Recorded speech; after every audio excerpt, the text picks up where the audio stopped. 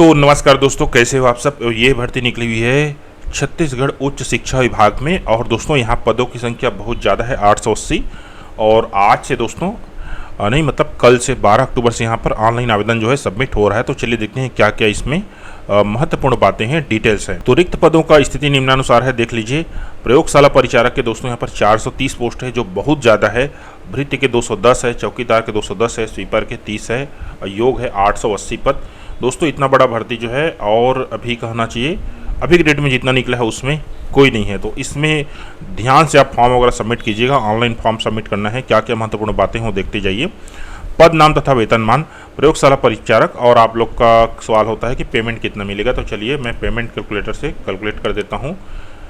ये देख लीजिए हमारे पास निकल गया लेवल मैट्रिक्स। यहाँ पर लेवल 3 है, 18,000 देख लीजिए बेसिक आ रहा है, और वही है शायद तक यहाँ पर भी देख लीजिए 18,000 बेसिक है।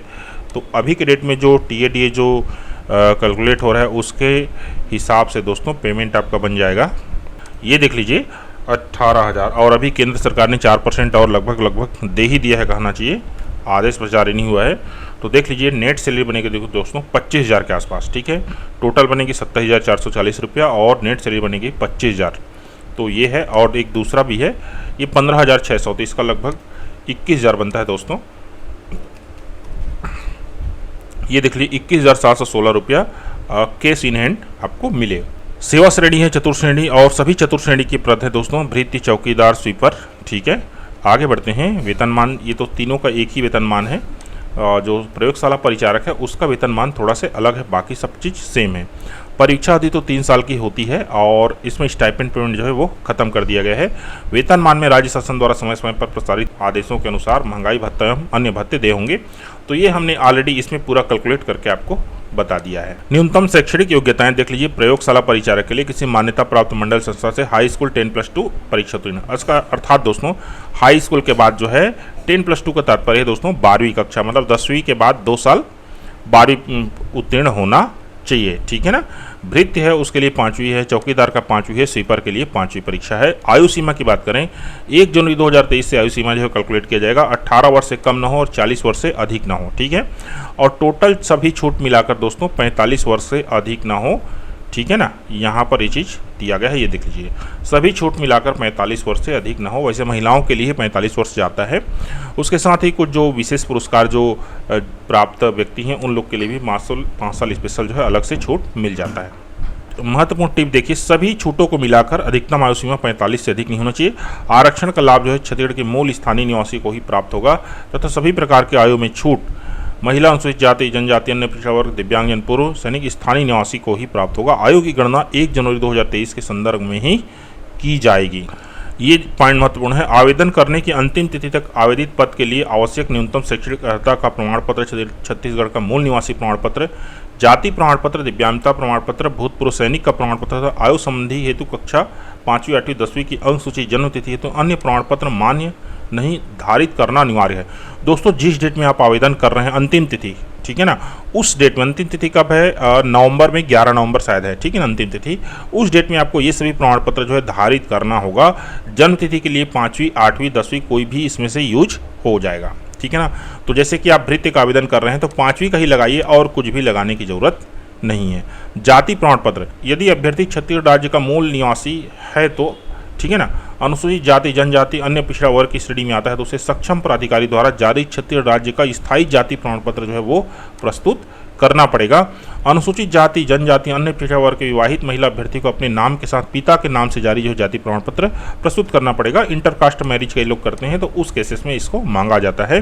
अन्य पिछड़ा वर्ग को आरक्षण केवल गैर क्रीमी लेयर के आधार पर ही दे है। गैर क्रीमी लेयर का निर्धारण वार्षिक आय के आधार पर होता है, अतः अन्य पिछड़ा वर्ग के अभ्यर्थी का वही जाति प्रमाण पत्र मान्य होगा जो आवेदन करने के तिथि से पूर्ववर्ती 3 वित्तीय वर्ष 21-22, 20-21, 19-20 के भीतर जारी आय प्रमाण पत्र पर आधारित हो। दोस्तों एक नया जाति प्रमाण पत्र आप बनवा लेंगे करेंट में, ठीक है। इसका बेसिक मतलब वही है, पिछले 3 साल के जो आय प्रमाण पत्र है उसके बेसिस पर जो जाति प्रमाण पत्र जारी हुआ हो वही मान्य होगा, और जो आय प्रमाण पत्र और जाति दोनों को पास रखिएगा।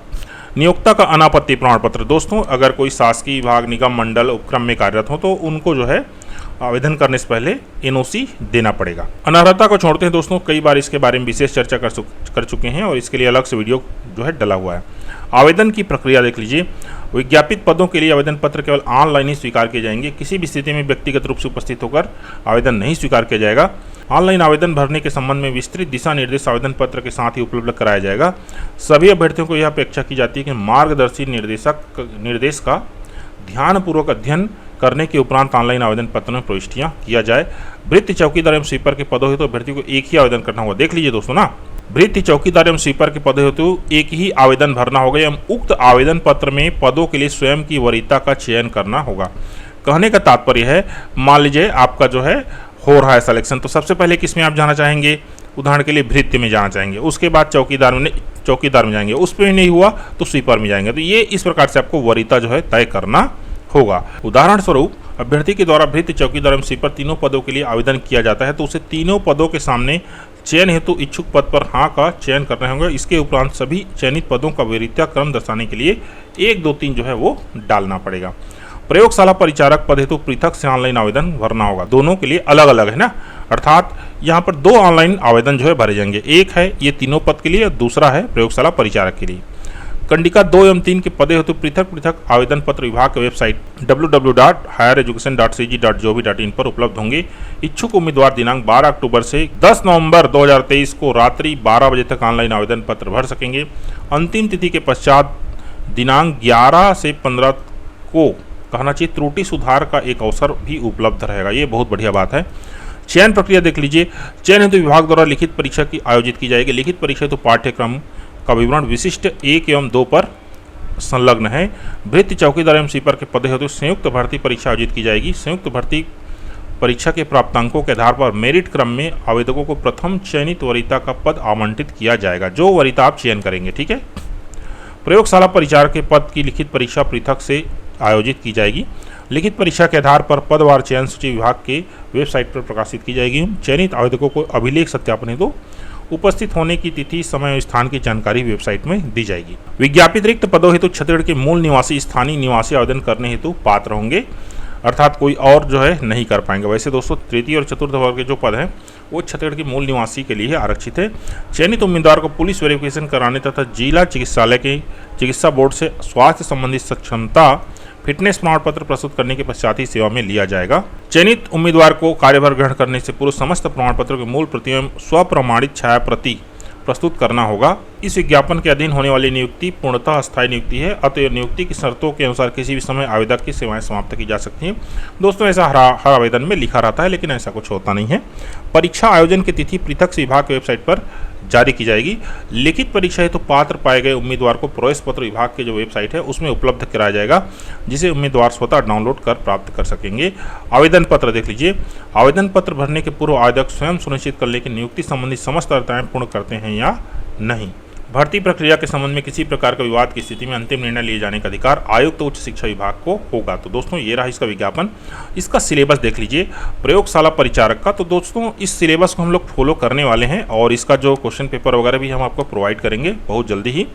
तो देख लीजिए यहाँ पर भाग 1 और भाग 2 में ये बटा हुआ है। 60 अंक का जो है भाग 1 है और 40 अंक का भाग 2 है। 60-40 सामान्य विज्ञान के प्रश्न छत्तीसगढ़ माध्यमिक शिक्षा मंडल के 9वीं एवं 10वीं के पाठ्यक्रम स्तर का होगा। भारत की और जो सामान्य अध्ययन है ये इस प्रकार से है। ठीक है दोस्तों, इसका लेवल 12 लेवल का रहेगा और इसमें पूरा चांसेज है आप जो है फाइट कीजिए। और दूसरा है सिलेबस भृत्य चौकीदार का। तो यहाँ पर देख लीजिए, यहाँ 100 अंक का होगा, 100 अंक और 100 अंक पूरा सामान्य अध्ययन का होगा। भारत से संबंधित सामान्य ज्ञान, छत्तीसगढ़ का इतिहास, छत्तीसगढ़ का भूगोल, छत्तीसगढ़ की अर्थव्यवस्था, वन एवं कृषि, छत्तीसगढ़ का प्रशासनिक ढांचा, छत्तीसगढ़ में उद्योग ऊर्जा, भारत एवं छत्तीसगढ़ की समसामयिक घटनाएं। तो दोस्तों ये जो है इसका सिलेबस है और इसके लिए दोस्तों आपको जो है छत्तीसगढ़ से ही संबंधित जो है बुक जो है पढ़ने की आवश्यकता है। भारत का तो बहुत कम इसमें आने वाला है। तो दोस्तों अब चलिए बात करते हैं इसका जो ऑनलाइन आवेदन का लिंक कहाँ पर है। तो चलिए हम सर्च करके बताते हैं आपको। तो दोस्तों ये रहा highereducation.cg.gov.in वेबसाइट है और इस वेबसाइट में चलिए हम रिक्रूटमेंट को ही सीधा क्लिक कर लेते हैं इस प्रकार से और देखते हैं ये ओपन हो रहा है कि नहीं। दोस्तों जैसा कि आप देख रहे हैं ये सर्वर जो है बिजी बता रहा है, तो ये उम्मीद कीजिए दोस्तों कि ये जो है आज शाम तक आपको जो है ओपन हो जाए और उसके बाद आप फॉर्म जो है सबमिट कर सकेंगे। दोस्तों वीडियो अच्छा लगा हो तो please subscribe the channel, share the video. Thank you, धन्यवाद।